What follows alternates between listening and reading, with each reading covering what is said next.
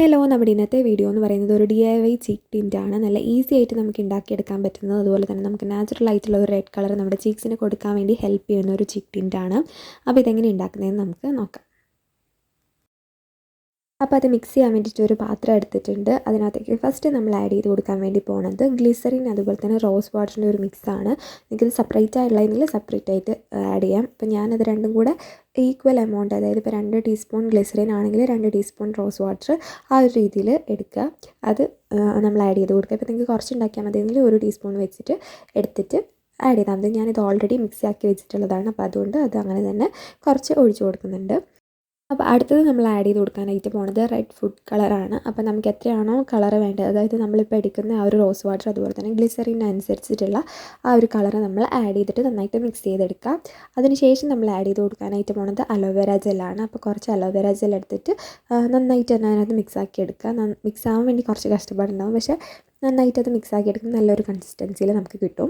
അപ്പോൾ അത് മിക്സ് ആക്കി എടുക്കുക. പിന്നെ നിങ്ങൾ ഈ ഒരു ഫുഡ് കളർ എടുക്കുമ്പം ചിലവർക്ക് ഈ ഒരു ഫുഡ് കളർ അത്രത്തോളം എന്താ പറയുക, സെൻസിറ്റീവ് സ്കിന്നൊക്കെ ആണെന്നുണ്ടെങ്കിൽ യൂസ് ചെയ്യാൻ വേണ്ടിയിട്ട് നല്ലതായിരിക്കില്ല.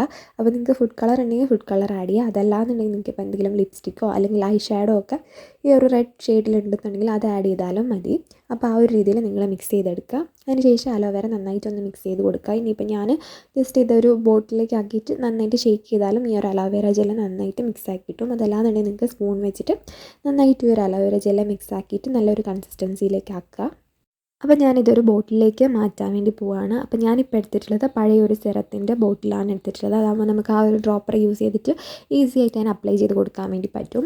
അപ്പോൾ ഇപ്പോഴും നിങ്ങൾക്ക് കാണാൻ വേണ്ടി പറ്റും, അതിനകത്ത് ചെറുതായിട്ട് എന്താ പറയുക അലോവേര പീസസ് പോലെ കിടക്കുന്നുണ്ട്.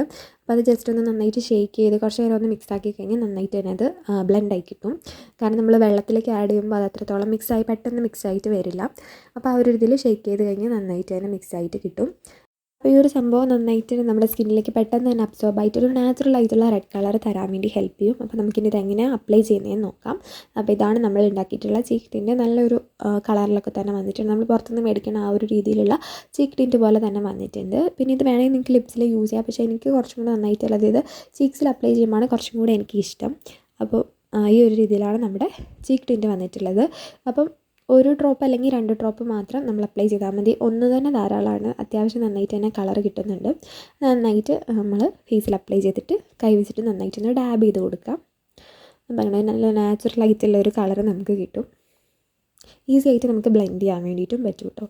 അപ്പം ഇതാണ് നമ്മൾ ഉണ്ടാക്കിയിട്ടുള്ള ചീക്ക് ടിൻ്റ്. നല്ല പിഗ്മെൻറ്റഡ് ആണ്. നമുക്ക് ആ ഒരു കളർ ആഡ് ചെയ്യുന്നതിനനുസരിച്ചിട്ട് ഇപ്പം നിങ്ങൾക്ക് ചെറിയൊരു കളർ മതി എന്നുണ്ടെങ്കിൽ നിങ്ങൾ കുറച്ച് മാത്രം ആ ഒരു കളർ ആഡ് ചെയ്താൽ മതി. അപ്പോൾ ഇതാണ് നമ്മൾ ഉണ്ടാക്കിയിട്ടുള്ള ചീക്ക് ടിൻ്റ്. അപ്പോൾ നിങ്ങൾക്ക് ഈ ഒരു വീഡിയോ അല്ലെങ്കിൽ ഈ ഒരു DIY ഇഷ്ടപ്പെട്ടിട്ടുണ്ടെന്ന് വിചാരിക്കണം. അപ്പോൾ നിങ്ങളൊന്ന് ട്രൈ ചെയ്ത് നോക്കുക. ട്രൈ ചെയ്തിട്ട് അപ്ലൈ ചെയ്യുന്നതിന് മുന്നേയായിട്ട് പാച്ച് ടെസ്റ്റ് ചെയ്ത് നോക്കുക. അതിനുശേഷം മാത്രം ഫുൾ ഫേസിൽ അപ്ലൈ ചെയ്യാം.